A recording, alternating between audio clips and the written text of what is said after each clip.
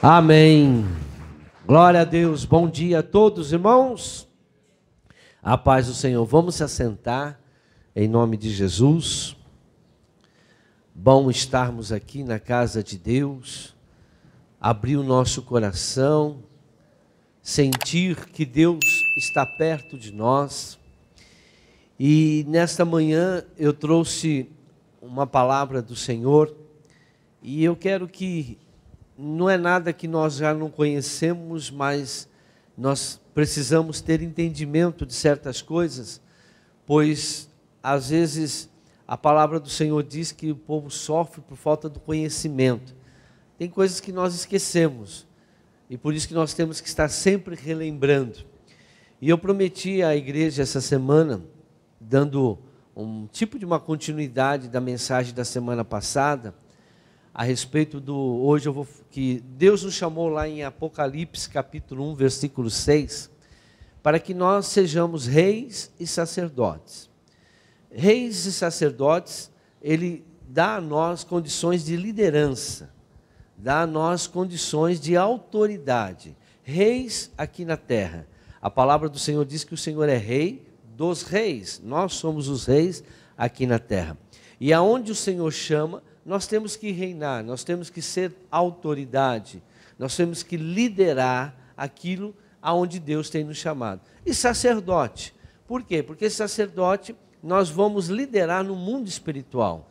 Nós temos batalhas, nós temos problemas e nós reconhecemos que o próprio Jesus, o próprio apóstolo Paulo, através do Espírito Santo, lá em Efésios 6,12, diz que a nossa luta não é contra a carne, ou seja, não é fisicamente, não é contra pessoas, mas sim contra principados, potestades e hostes da maldade nos lugares celestiais. Então, quem consegue liderar, ter autoridade no mundo espiritual, é um sacerdote.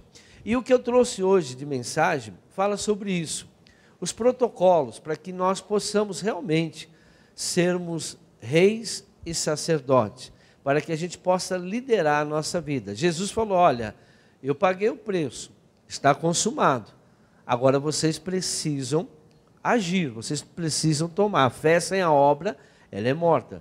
Mas muitas pessoas estão paralisadas. E se você paralisa, algo vai ficar parado, claro, na sua vida, e você não vai alcançar e não vai chegar aonde você gostaria de chegar. Amém? A palavra do Senhor, em Êxodo capítulo 29, Êxodo 29, versículo 4 a 7, nós vamos entender hoje vários protocolos. O que é protocolo? Protocolos são atitudes que se faz, né? São procedimentos que são tomados para que se chegue a um lugar de destaque. Por exemplo, um presidente, para que ele seja presidente, ele precisa passar por vários protocolos, né? Primeiro, tem que ser candidato, tem que ser votado e tem que ser eleito com mais número de votos. Amém? Depois vai passar por uma cerimônia de posse, quando ele recebe aquela faixa, ele faz o discurso dele, que ele promete fazer. Então, existem protocolos, existem etapas que as pessoas passam para que elas possam realmente chegar ao seu cargo de liderança, assim em todos os lugares. Você vai trabalhar numa empresa, existe o protocolo, tem a ficha que você escreve, depois passa para o psicólogo, depois você tem que ser aprovado, depois você é registrado, e assim, às vezes você tem que fazer um curso, tal, para que você possa realmente exercer a função naquela empresa. E não é diferente, um casamento também, existe um protocolo que você precisa ir lá no cartório com testemunhas, né? E aí um juiz de paz vai fazer cerimônia, não pode ser num lugar fechado, tem que ser de portas abertas. E depois a pessoa faz o religioso também, e tem um protocolo, o noivo fica lá na frente, a noiva, né, entra depois com aqueles menininhos lá jogando rosinha, outro com a Bíblia, e assim tem um protocolo para que você chegue a ser casado. E tudo isso faz parte desse cerimonial. E nós, para sermos reis e sacerdote, nós precisamos entender quais são os protocolos para que realmente você se torne um rei e sacerdote aqui na terra e também no mundo espiritual. Aqui em Êxodo capítulo 29, versículo 4, nós vamos aprender o primeiro protocolo, que é o da coroa. Todo rei tem que ter uma coroa, amém? E vamos lá. Depois traga Arão e seus filhos à entrada da tenda do encontro e mande-os se lavar. Mais um. Pegue as vestes e vista Arão com a túnica e o peitoral. Prenda o colete sacerdotal sobre ele com o cinturão. Veja, os protocolos. Ponha-lhe o turbante na cabeça e prenda a coroa sagrada ao turbante. Unja-o com óleo da unção, derramando sobre a cabeça de Arão. Então, esse é o protocolo para que Arão fosse consagrado sacerdote, né, do templo. E aí o que acontece? Veja que foi pedido a ele para que ele colocasse sobre ele uma coroa. A coroa, ela simboliza o quê? Todo sacerdote, para ministrar, usava uma coroa. E nela tinha uma frase escrita: a santidade pertence ao Senhor. Se nós formos ver, quando Jesus também morreu na cruz, foi dado a ele também uma coroa. A coroa, ela é um símbolo de tipo de poder e autoridade, né, que a pessoa tem sobre determinada função. Você pode ser rei, é uma coroa. Um príncipe tem uma outra coroa. Então, a coroa, ela determina a sua função, o que cargo você vai tomar. Então, no caso de Arão, existia uma espécie de coroa para que ele fosse um sacerdote. E essa coroa tinha que vir, né, escrito, a santidade, como eu disse aqui, a santidade pertence ao Senhor. Estava escrito na coroa. Jesus também, lá em Mateus 27, versículo 28, diz o seguinte: tiraram-lhe as vestes e puseram nele um manto vermelho. Fizeram uma coroa de espinhos e a colocaram em sua cabeça. Puseram uma vara em sua mão, um cetro direita, que era de cana, e ajoelhando-se diante dele, zombavam: salve o rei dos judeus! Cuspiram nele e, tirando-lhe a vara, batiam-lhe com ela na cabeça. Depois de terem zombado dele, tiraram-lhe um manto e vestiram suas próprias roupas, então o levaram para crucificá-lo. Veja que Jesus, nós vamos ver todos esses processos, mas que Jesus passou, só que nós vamos ver, Jesus passou, foi coroado, recebeu um cetro, recebeu um manto, uma veste, mas para ser o quê? Zombado. Então, o que estava acontecendo ali? Jesus, ele estava passando por um processo para desconstruir tudo aquilo de errado que estava no ser humano. Quem estava nos reinando até então na nossa vida era Satanás. Satanás, ele jaz do maligno, o mundo jaz do maligno. Então, o que representou aquela coroa? Aquela coroa de espinho, doeu, sofreu dor, derramou sangue, sim. Então, Jesus usou a coroa para quê? Para perdoar os nossos pecados. Cristo, ao levar a coroa de espinho, estava pondo o fim a uma maldição que entrou com o pecado de Adão e Eva. Então, a coroa, ela coloca em você um posicionamento. Em que posição você está? Jesus, ele teve que ser humilhado para que a gente pudesse ser o quê? Perdoado. Ele foi zombado, ele foi criticado, ele foi cusparado. Então, ele teve que passar como um rei, mas um rei derrotado, para quê? Para que pudéssemos ser perdoados de uma maldição que foi lançada sobre o povo, lá em Gênesis capítulo 3, 17. Olha o que o Senhor disse para Adão. E ao homem declarou: visto que você deu ouvidos à sua mulher e comeu do fruto da árvore, da qual eu lhe ordenara que não comesse, maldita é a terra por sua causa. Com sofrimento você se alimentará dela todos os dias da sua vida. Ela lhes dará o que, irmão? Espinhos e ervas daninhas, e você terá que alimentar-se das plantas do campo. Então, essa coroa que Jesus recebeu, na verdade, foi uma coroa de humilhação para destruir toda essa maldição que a vida nos traz, espinhos, sofrimento. Então, ele estava sofrendo no nosso lugar para que fosse apagado toda essa maldição. Então, o rei, a coroa, ela representa a posição que você ocupa no reino de Deus. A coroa, ela representa a autoridade que você tem no reino de Deus. E se ele era rei dos judeus, que eles falavam, né, zombando deles, então ele tinha que exercer, mas ele não podia exercer. Por quê? Porque ele estava recebendo toda a maldição, todo o pecado na nossa vida. Então, irmãos, todos nós precisamos assumir a nossa posição no reino de Deus. Todos nós precisamos assumir o nosso reinado. Nós precisamos vestir a coroa. O que está acontecendo hoje com as pessoas? As pessoas não sabem aonde elas devem trabalhar para Deus. Ela não sabe se ela é um pastor, ela não sabe se ela é um evangelista, ela não sabe se ela é um pregador, se ela é um levita, ela não sabe em que função ela tem que agir. E Deus quer coroar, cada um tem um chamado. Você precisa se colocar, assumir, porque a maldição foi quebrada. Jesus, ele destruiu tudo aquilo que impedia você de ser rei, naquilo que Deus te chamou. E quando você encontra o seu ministério, e você assume, você é coroado com a coroa de rei, de sacerdote, para que você possa ministrar aquilo que Deus chamou o teu ministério.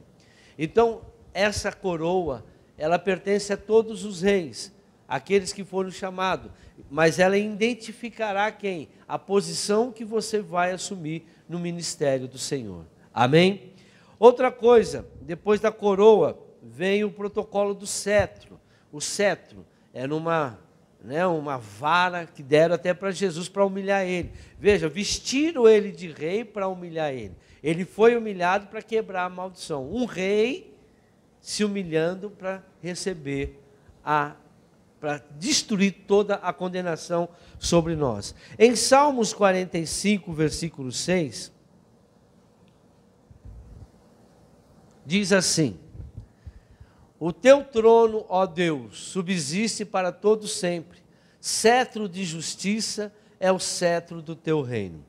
O cetro, ele representa o poder, a autoridade. Ninguém que se aproximasse do rei, se o rei não levantasse o cetro, autorizando ele chegar na presença do rei, a pessoa tinha que morrer. Toda pessoa que chegasse de qualquer jeito diante do rei, e sem autorização, qual que era a autorização? O levantar do cetro, daquela vara que ficava na mão do rei. E o que significa hoje para nós? Jesus recebeu um cetro de deboche, nós vimos lá. O cetro representa a força de exercer justiça, de julgar. Quando você se torna rei, você sabe o que é certo e o que é errado. Quando você recebe o cetro, você sabe quem pode se aproximar de você e quem não pode se aproximar.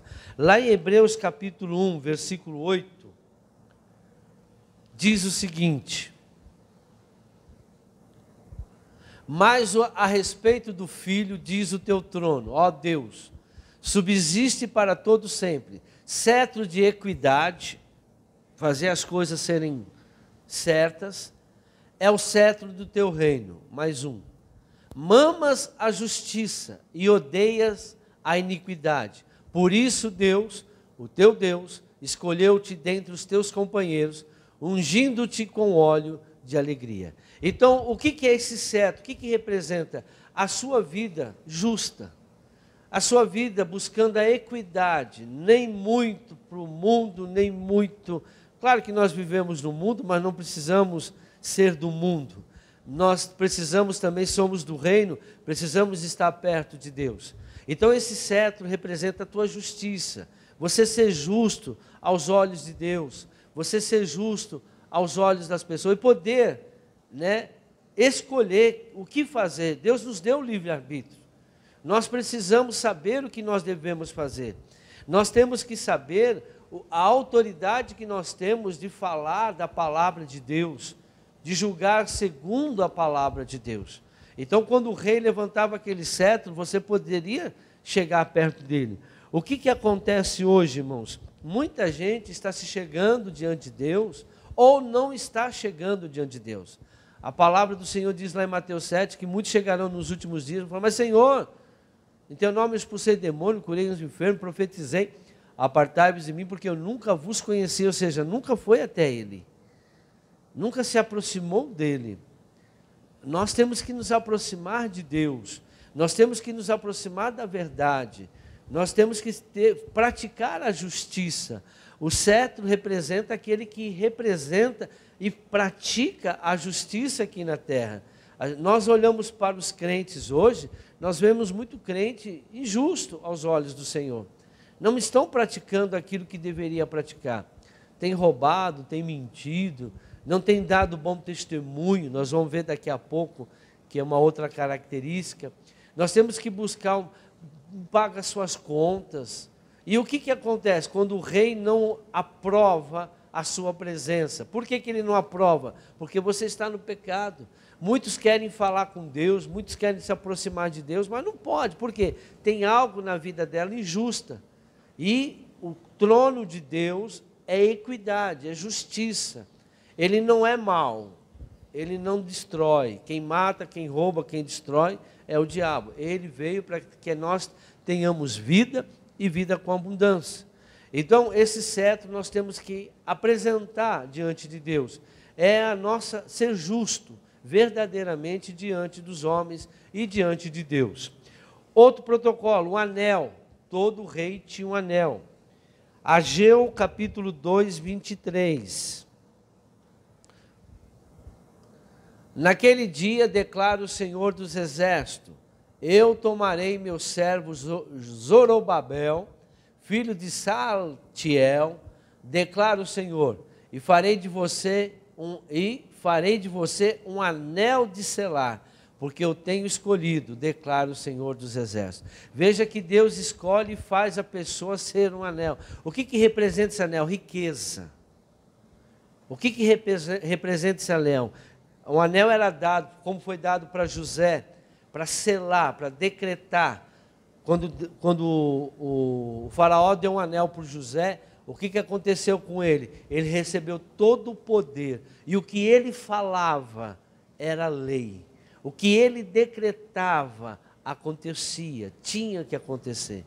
Todo rei tem um anel, e quando se fazia uma lei, no final ele pegava aquele anel e, uma espécie de cera, selava e mandava aquela carta para todas as pessoas, e quem lia aquela carta é ordem do rei, temos que obedecer. Todo rei, toda pessoa que assume, tem o anel, isso espiritualmente falando, tem autoridade de decretar, tem autoridade de profetizar, tem autoridade de pegar. Deus escolheu você, Deus escolheu o rei sacerdote para decretar as bênçãos, para determinar que as coisas aconteçam. Lá em Jó, capítulo 20, eu não lembro agora se é 28, determinando tu algum negócio, ser-te-á firme e a luz vai brilhar. Então aquela pessoa que tem a palavra, aquela pessoa que recebe a palavra que nós pregamos domingo passado, Dabar, ou seja, a palavra criadora, a palavra que faz acontecer. Quem não assistiu, assiste às palavras de poderes, né? que é o Logos, Rema e o Dabar. São palavras que nós precisamos aprender o significado. Está na última mensagem que nós pregamos aqui lá no YouTube. Você já pode assistir. Essa semana foi colocado. É muito importante nós termos. como que um rei, irmãos, como que você pode ser rei se a tua palavra não tem poder? Você fala uma coisa e não acontece. Você pede uma coisa, parece que você vai diante do rei dos reis, ele não concede a você. Eu vou falar para vocês o que nós, dar um exemplo para vocês aqui. Lembra do Dom Pedro I, Dom Pedro II? O que eles eram aqui no Brasil? Na época eles foram reis. Amém? Sim ou não? Mas lá em Portugal, quando eles chegavam lá, eles não eram mais reis, eles eram príncipes. Porque lá o rei era o Dom João VI, se eu não me engano. Então eles eram filho. E aqui no Brasil eles eram rei. Então aqui no mundo, nós somos reis. Mas quando nós estamos perto do Senhor, nós nos tornamos príncipes. Está dando para entender? E Deus delegou a nós aqui na terra para que nós tivéssemos o poder, a autoridade de enfrentar, de decretar no mundo espiritual como sacerdote a destruição do mal, repreender o diabo, expulsar demônio, curar os enfermos. Foi nos dado esse anel, foi nos dado esse poder de decretar justiça, né? Diante com o cetro, quando a gente levanta. E o que acontece? Quando o filho pródigo volta, o que o pai faz? O pai dá uma outra vestimenta para ele, dá uma capa para ele, dá um anel novo, né? Nós vamos falar da capa, ou seja, dá a ele de volta a autoridade de filho. Às vezes a pessoa está lá no mundo, às vezes a pessoa está aí pensando, puxa vida, para mim não tem mais jeito. Tem sim, volta para o pai. Volta para o pai que ele vai te dar as vestes sacerdotal de novo, vai te dar a coroa, vai dar o cetro, vai dar o anel para que você tenha de novo a autoridade de filho aqui na terra. E o que está acontecendo hoje?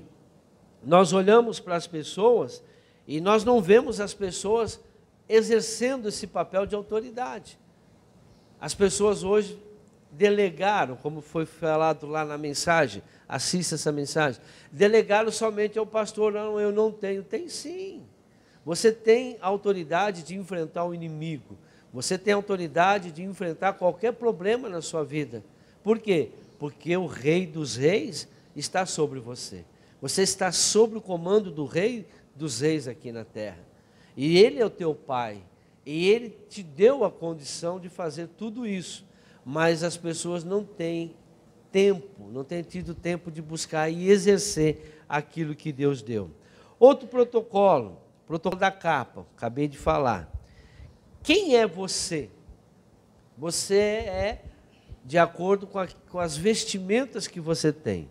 Por exemplo, quando eu olho para um homem todo de vermelho e de capacete, andando num carro vermelho, quem que ele é?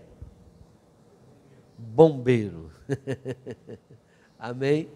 Então, você olha uma pessoa todo com jaleco branco, tal, sapato branco, calça branca, camisa branca, quem que ele é?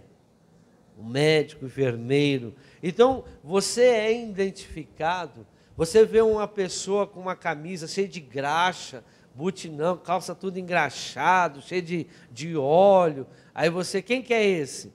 O mecânico. Então, você, pelas vestes, você é identificado. Por isso que todo rei recebia uma capa. E essa capa, ele é o quê? Vamos ver o que é a capa aqui. Hebreus 13, 17. O rei, ele nunca saía de qualquer lugar, ele nunca ia em qualquer lugar, ele nunca vai em qualquer lugar sem as suas vestes. Ele sempre vestia a capa. E todas as pessoas que estavam perto dele tinham a proteção do rei, porque aquela capa representava a cobertura do rei. Hoje, o que nós temos visto, irmãos, uma grande dificuldade das pessoas entenderem isso. O que, pastor? A cobertura espiritual. Tem muitas pessoas que não entendem a importância de você ter uma cobertura espiritual. De quem? Do seu pastor. Jesus tinha uma cobertura espiritual de quem? Do Pai. O filho não faz nada sem ver o pai primeiro fazer. Eu vim para fazer a vontade de quem? Do pai. Jesus veio para fazer a vontade do pai. Como o pai numa família, ele é a cobertura da família.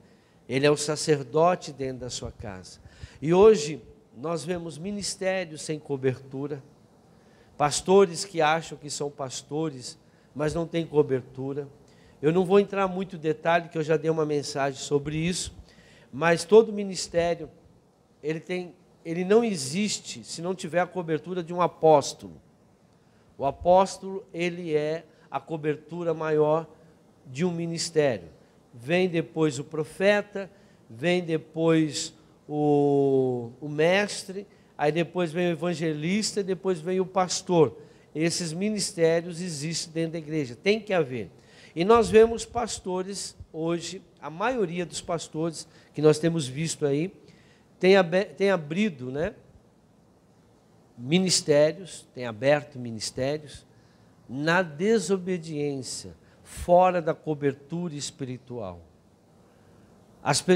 Tem pessoas que não têm pastor, porque cada final de semana eles estão numa igreja. Eles não querem ter uma aliança com o pastor, não quer ter cobertura. E existe até mesmo aqueles que se dizem desigrejados. Não, você não precisa frequentar uma igreja. Isso é a maior mentira que o diabo está inventando nos últimos dias. Por quê? Para que essas pessoas percam a cobertura do rei, a cobertura do pastor. Porque Deus designou aquele a quem ele chamou, dentro da sua categoria, vamos assim dizer, do seu ministério. O apóstolo, ele é o maior. Nós vemos hoje ministério formado por mulheres. Mas como? Como? Quem é o cabeça é o homem. A mulher pode pregar? Pode, desde que ela esteja debaixo da cobertura de um apóstolo. Amém? O ministério dela, ela tem que estar debaixo da cobertura de um apóstolo. E só o apóstolo pode consagrar pastor, evangelista, profeta e quem mais? Mestre. Só o apóstolo pode fazer consagração. E hoje nós vemos pastor querendo ungir pastor. Pastor só unge obreiros. Aqueles pode levita, mas não pode ungir pessoas. Só o apóstolo tem autoridade. Ele é a maior autoridade. E nós vemos muita coisa errada. E aí o que acontece, irmãos? Por exemplo, se eu vou ungir um irmão aqui, uma irmã, a pregadora do evangelho. Toda vez que você prega, você unge uma pessoa, aquela pessoa recebe um anjo do ministério. Eu tenho um ministério de apostolado. Então eu exerço o meu ministério de apóstolo, mas no mestre. Por quê? Porque eu ensino. Agora, o apóstolo, ele tem todos os anjos que se comunica com o nosso ministério. A igreja, todo ministério apostólico tem um anjo do ministério. Eu tenho um anjo, todo mundo aqui tem um anjo, que a gente chama de anjo da guarda. Mas você também tem um anjo no seu ministério. E quando você é consagrado no seu ministério, esse anjo, ele se comunica com o anjo do ministério, e o anjo do ministério, por exemplo, você está em guerra espiritual, o anjo do ministério vai invocar anjos de guerra para te ajudar na guerra que você está fazendo. E se você não está alinhado com o ministério, o que o teu anjo está fazendo? Está parado. E se você foi consagrado em ministério errado, você está errado, não funciona. Você não está alinhado. O teu anjo não corresponde, não se alinha, não se comunica com o anjo da igreja. Vocês podem ver que lá em Apocalipse, quando o Senhor manda João escrever a carta, manda escrever a carta para quem? Ao anjo da igreja. Não é o pastor.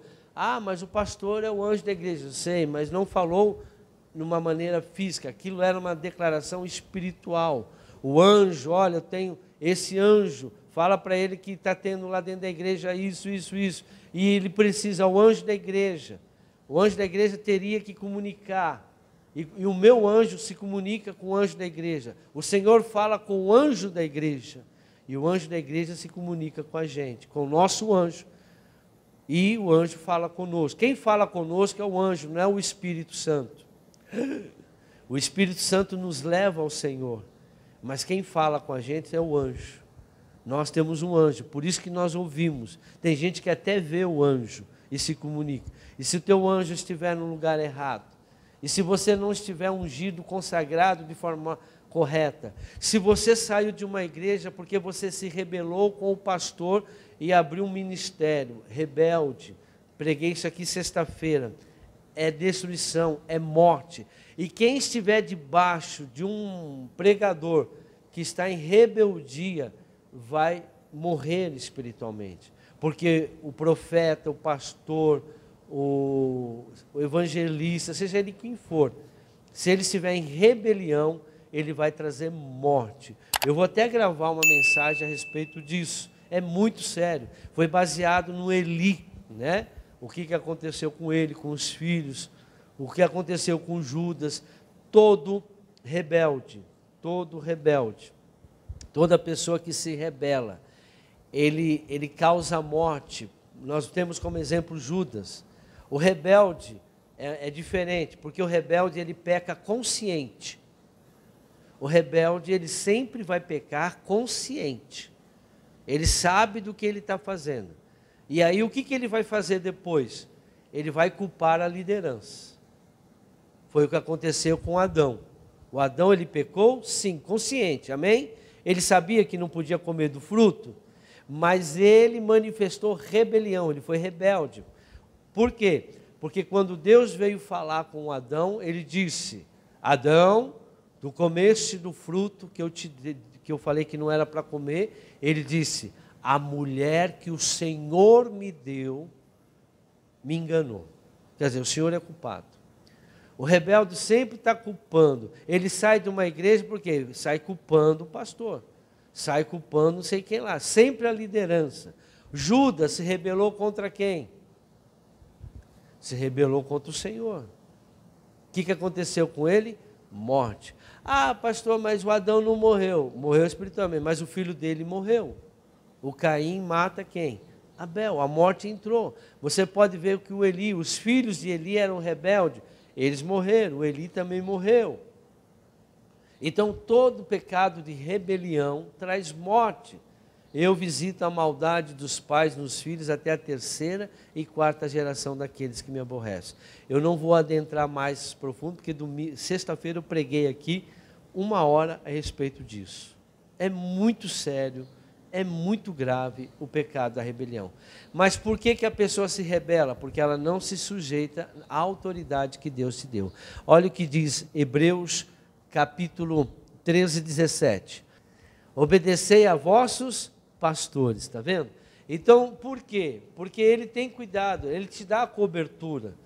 Quando você chega numa igreja, quando você sai de uma igreja, qual que é o motivo que pode fazer você sair de uma igreja?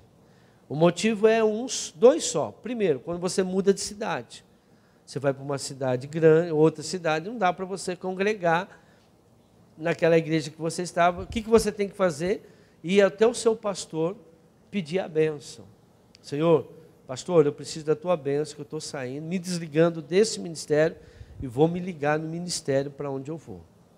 Porque aí você sai da cobertura de um pastor e você vai entrar na cobertura de outro pastor. Qual é outro motivo que você pode usar para você sair de uma igreja? O pastor estando no pecado. O pastor nitidamente, publicamente, você sabe qual que é o pecado dele. Às vezes é adultério, às vezes é fornicação, às vezes divórcio. Pastor divorciado não pode pregar, não pode. Por quê? Porque Deus abomina o divórcio. O que Deus uniu, o homem não separa.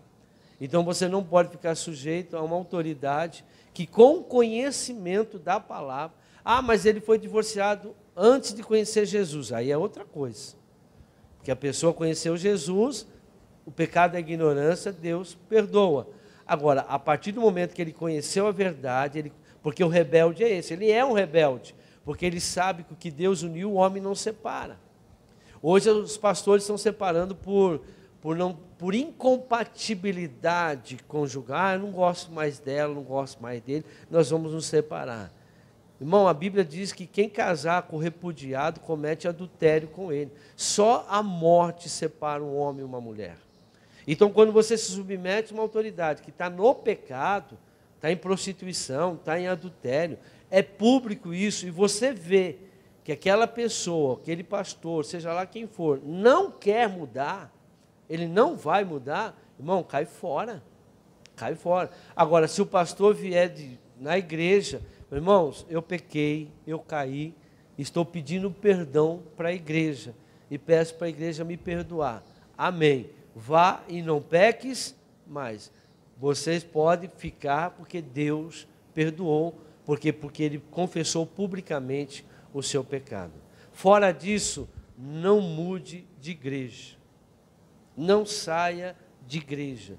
Uma igreja que não está constituída debaixo da cobertura de apostolado.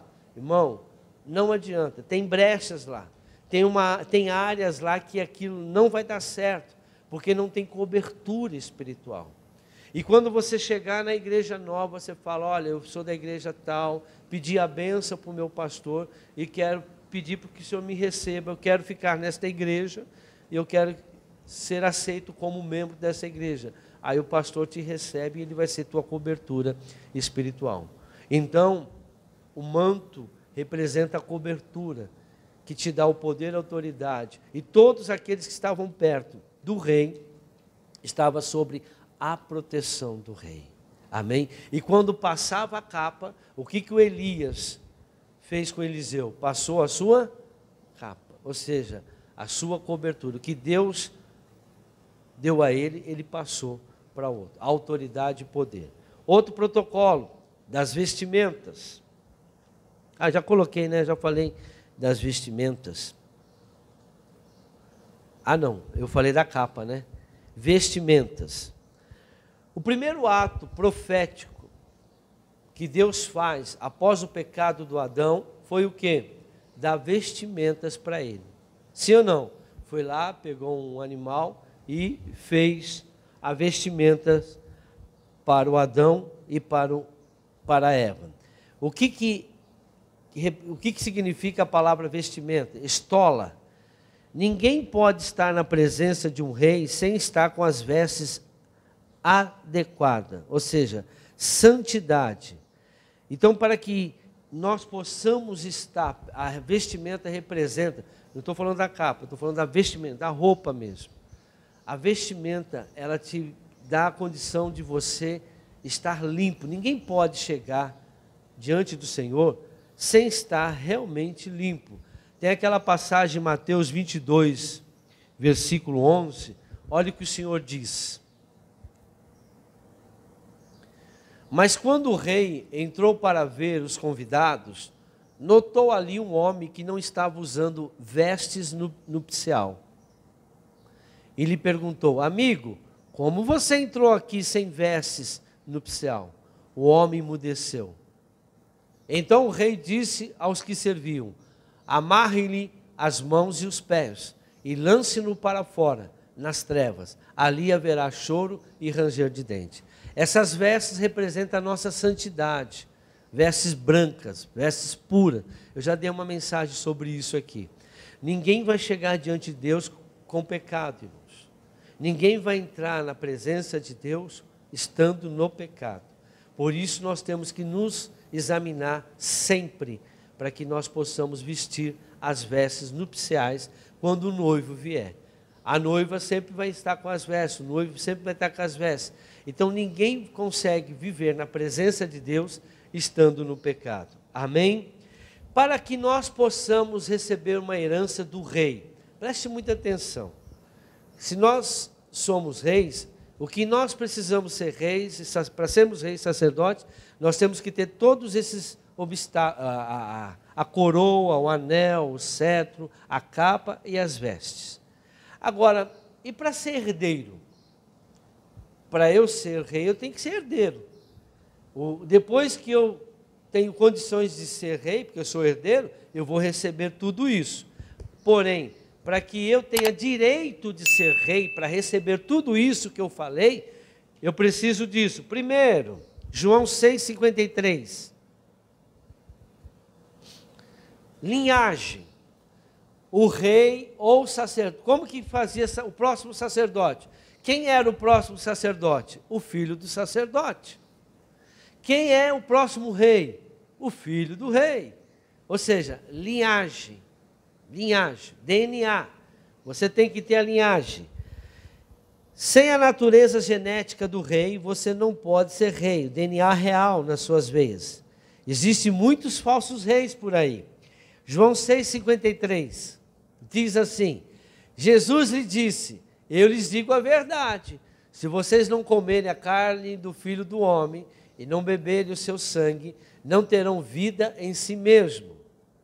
Todo que come a minha carne e bebe o meu sangue tem a vida eterna, e eu ressuscitarei no último dia. Mais um: pois a minha carne é verdadeira comida e o meu sangue é verdadeira bebida. Mais um: todo que come a minha carne e bebe meu sangue permanece em mim e eu nele. Então todos nós, a Bíblia diz, quem não assistiu ainda, assiste aquela mensagem, minha carne e meu sangue. Todos nós precisamos participar da Santa Ceia dignamente. Dignamente. Nós temos que ser herdeiro. Quem não tem minha carne, quem não tem meu sangue, eu não vou ressuscitar. E hoje a Santa Ceia virou banalidade dentro da igreja, virou um memorial, qualquer um participa, qualquer um está... Não, examine-se, pois, o homem, e vê se você é digno, porque aquele que comer indignamente será culpado da morte de Cristo. E é por causa disso há entre vós doentes e pessoas fracos e pessoas que morreram, já dormem, estão mortos espiritualmente. Ou seja, muitas pessoas não têm a genética, não têm o DNA, não têm o sangue de Jesus. Por quê? Porque não reconhece a Santa Ceia, não participa da Santa Ceia, ou participa indignamente. Cuidado, irmãos, você será culpado da morte de Cristo. E quem é culpado da morte de Cristo herdará o reino dos céus, tem autoridade para exercer o seu mandato de rei aqui na terra. Segunda coisa, primogenitura. Existia uma regra no Velho Testamento. Jesus é o único primogênito que recebeu a herança. Se nós formos ver na Bíblia, José era primogênito? Não. O Jacó era primogênito? Não. Isaac era o primogênito, primeiro filho? Não. O Abraão tinha mais filho. Mas a herança primogênica, Mateus 24:13, vai abrindo. A primogenitura, ou primogênito, não é apenas o primeiro filho, tem que ser o primeiro filho. Nós vemos na Bíblia que Deus não usou sempre o primeiro filho. E existia uma regra, que todo primeiro filho herdava toda a herança do pai. Mas não aconteceu por regra. Por quê? Porque não basta você ser o primeiro filho. Você também tem que passar pelos obstáculos para se tornar herdeiro. Jesus foi o único primogênito que realmente recebeu a herança do ministério.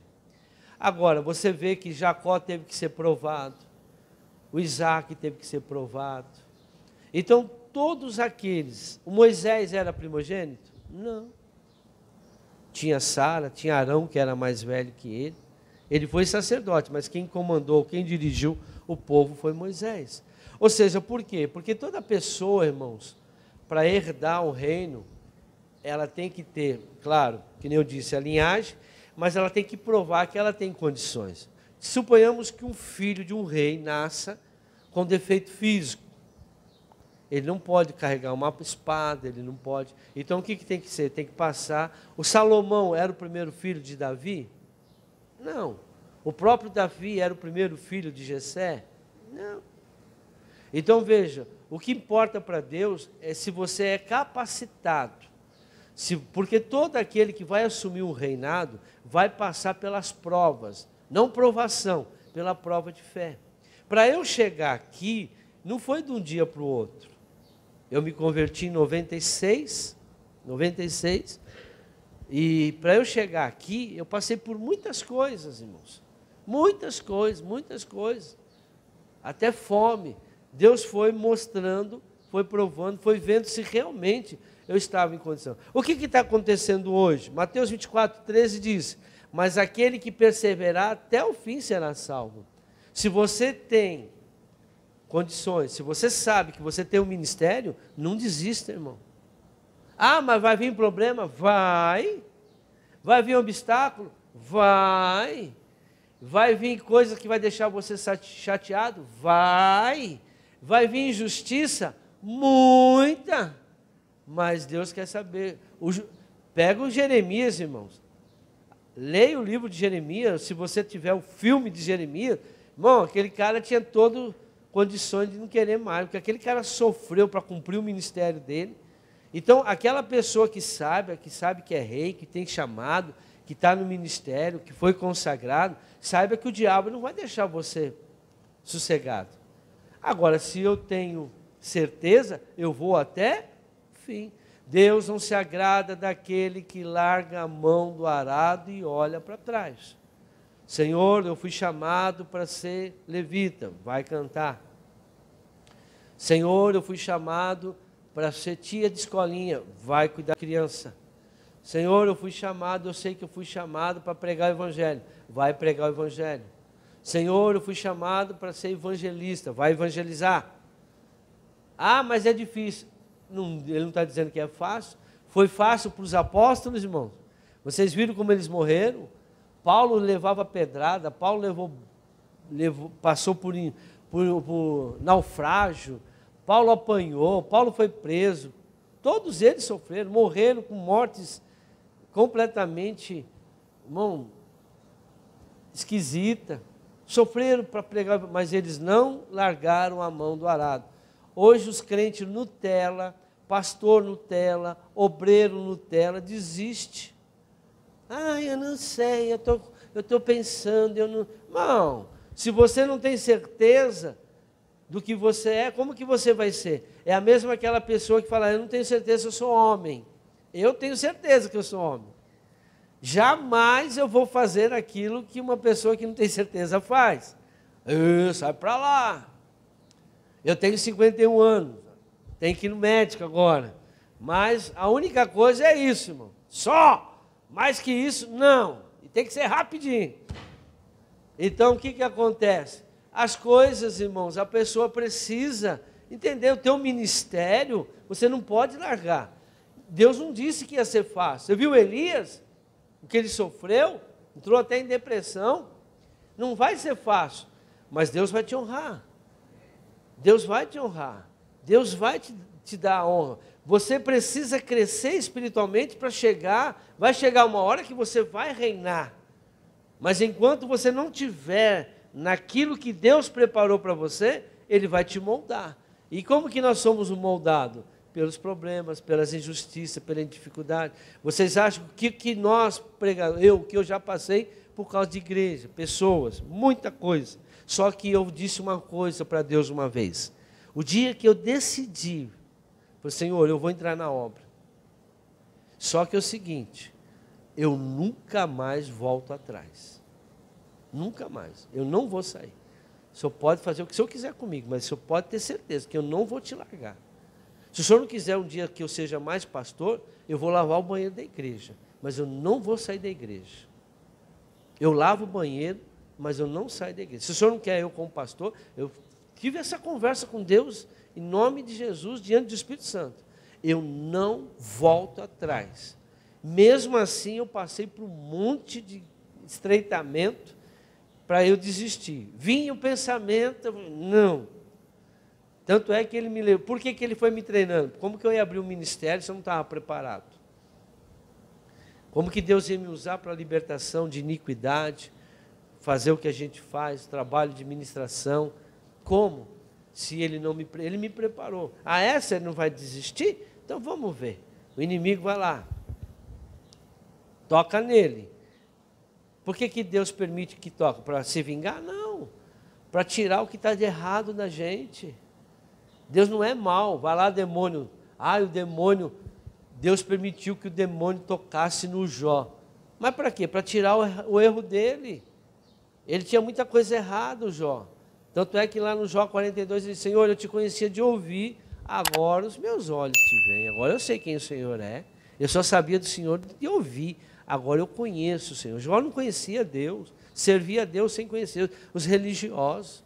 Você não ouve, você tem que ouvir Deus, você tem que ver Deus, você tem que ter uma intimidade com Deus. E o que te empreende, o que te impede de você chegar até Deus, Deus vai tirar. E como que Ele tira? Permitindo que o inimigo toque em você. E é por isso que nós passamos por muitas lutas na nossa vida. Só que nós vamos melhorando, melhorando. Chega uma hora, irmão, que nós estamos... Por isso que nós precisamos amadurecer em nome de Jesus. Glória a Deus. Terceiro, a unção. Romanos 12, 2. Quando é que nós somos realmente ungidos a ser crente? Quando nós passamos pelo batismo. Ali nós recebemos o perdão dos nossos pecados, nos arrependemos e recebemos o perdão, e nós passamos a ser chamado de crente, filho de Deus. Nós éramos criatura. Quando é que uma pessoa se torna casado? Depois que passa pela cerimônia do casamento. Amém? Então essa unção ou batismo traz mudança completa de mentalidade. Irmão, quando a pessoa ela aceita Jesus, ela muda. O que nós temos visto hoje, os crentes aceitarem a Jesus e continuarem a mesma coisa. Os mesmos pecados, as mesmas atitudes, o casamento fica igual. Tem gente que batiza para melhorar de vida. Ih, irmão, para com isso. Vocês têm que se batizar e a quem é muito dado será mais cobrado. Romanos 12, 2. Não se amolde ao padrão deste mundo, mas transforma-se pela renovação da sua mente, para que sejam capazes de experimentar e comprovar a boa, agradável e perfeita vontade de Deus. Irmão, nós temos que renovar os nossos pensamentos. Aceitou a Jesus, receba a unção. Para você receber esse poder, essa autoridade de rei, você tem que mudar. Não vou ficar mais moldado aos padrões do mundo. Eu vou falar uma coisa aqui, depois para vocês, depois que a gente... Para quê? Para que vocês entendam certas coisas que estão acontecendo no mundo. E eu não posso falar porque eu vou ter que dar nome, eu não posso dar nome na internet. Por isso que eu não vou falar, tá bom? E eu passo para vocês depois. Então, o que acontece? Acontece que muitas pessoas, elas não se amoldam mais ao reino de Deus. O reino de Deus tem que ter santidade, tem que ler a Bíblia, tem que orar, tem que jejuar, tem que dedicar tempo à obra do Senhor. E o pessoal quer viver no mundo, trabalhando, buscando dinheiro, e não quer se amoldar às coisas de Deus. Não quer ter um compromisso, não quer deixar um tempo. Não é 100%, irmão, dá o dízimo do seu tempo para Deus, 10% do teu dia, dê a Deus. Dê 10%, 24 horas, dê 2 horas pelo menos para Deus. Ou lendo, meditando, orando, evangelizando. Dê aí algum tempo. Ah, não dá para dar? Dá meia hora por dia, 1 hora por dia para Deus, buscando, orando, lendo uma Bíblia, lendo um livro. Nós precisamos, no mínimo, ler uns 2 livros por ano, no mínimo. O certo seria pelo menos 1 por mês. Nós não vemos o povo buscando conhecimento. E é por isso que o povo não está não está manifestando essa unção, porque não busca, porque ainda está no mundo, padrão do mundo. Veio para a igreja, mas continua fornicando, prostituindo, mentindo, roubando, devendo para os outros. Não tem uma vida diferenciada. Testemunhas. Temos que ser testemunhas. Irmãos, para uma árvore, qual é o testemunho de uma árvore frutífera? Como que você sabe que aquela árvore ela é boa? Uma árvore frutífera. Você vai lá no pé de laranja. Como que você sabe que aquela árvore é sadia, ela é boa? Como que você faz? Pelos frutos. Gálatas 5, 22. Uma árvore, ela dá o testemunho dela através dos frutos, irmãos. Aí você fala, eu quero reinar, eu quero ser um sacerdote. O fruto do Espírito é amor. Amor o que é? Não é sentimento. Deus é amor. Então, amor é você levar Deus às pessoas. Por isso que Deus diz, ame o seu inimigo. Como que você consegue amar o inimigo, ter sentimento para o inimigo, mano? Não tem como. Agora você consegue levar Deus para o seu inimigo. Mas amar sentimento, não. Você consegue amar pessoas que fazem bem para você. A pessoa foi lá e matou seu filho, estuprou tua filha, diz que está te roubando, Você vai amar aquela pessoa, irmão? Com sentimento? Você fala, eu não consigo sentir amor por uma pessoa que fez isso, mas eu posso chegar em você e pregar Jesus. Você precisa de perdão. Isso é amar o seu próximo. Amém? Aqueles que me amam, Jesus falou, aqueles que me amam são aqueles que cumprem os meus mandamentos. Amar o teu próximo como a ti mesmo. O que é amar a pessoa? Levar a pessoa a conhecer Jesus. Então, o fruto do Espírito, amor, alegria, paz, amém? Paz com as pessoas, paciência, amabilidade, bondade, né? Não quer dizer que você tem que ser escravo, mas você tem que buscar. E fidelidade, mais um. Mansidão, domínio próprio. Esse aqui é uma coisa que é uma questão muito grande no meio, a pessoa não consegue dominar. Contra essas coisas não há lei. Então, como que eu sei que uma pessoa é um crente, é um rei? Porque tem todas essas coisas. Ou manifesta a maioria delas. Nós não somos perfeitos, mas nós buscamos, de vez em quando a gente dá uma caidinha aqui no fruto, irmão. O problema são os frutos. O seu maior problema é o fruto. Qual que é o fruto da carne? Volta lá, mais um antes. Mais um. Gálatas 5,19. Ora, as obras da carne são, manifesta, imoralidade sexual, impureza, libertinagem, não está nem aí, idolatria, feitiçaria, ódio, discórdia, ciúmes, ira, egoísmo, dissensões, que é briga, facções, disputa, inveja, embriaguez, orgias e coisas semelhantes. Eu os advirto, como antes, já os adverti, que os que praticam essas coisas não herdarão o reino do céu. O pessoal quer ir para o céu praticando essas coisas, irmãos. Quer se considerar rei, sacerdote, quer ter autoridade no mundo espiritual dessa maneira. Não tem. Você só vai ser considerado boa fruta. A árvore é considerada boa fruta com seus frutos. Qual o fruto que você está dando? Fruto do Espírito. E o último, publicação. Mateus 3,17. Então uma voz dos céus disse, este é o meu filho amado, em quem me agrado. Se Deus chegasse hoje, aqui, Ele diria o mesmo para você? Eis aqui o meu filho amado, a quem eu me comprazo. Ou seja, Ele é um exemplo de filho de Deus. Ele é um exemplo de rei. Será que nós temos sido exemplo? Deus publicou, falou em alta voz, a voz veio, todo mundo ouviu, este é o meu filho amado.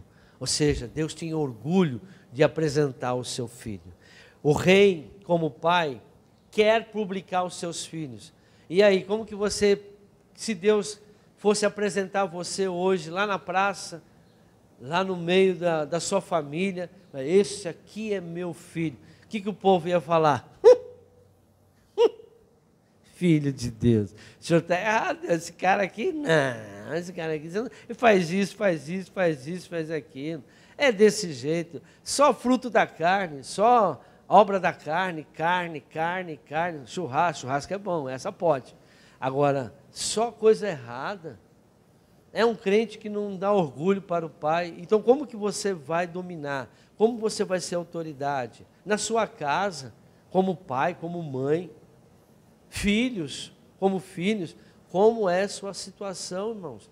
Deus teria orgulho de apresentar, todo mundo aqui tem defeito, mas você está se esforçando no máximo para agradar a Deus? Eu aprendi com a palavra de Deus lá em Salmos, agrade o teu Deus, e Ele satisfará o desejo do teu coração. Aplauda o Senhor Jesus.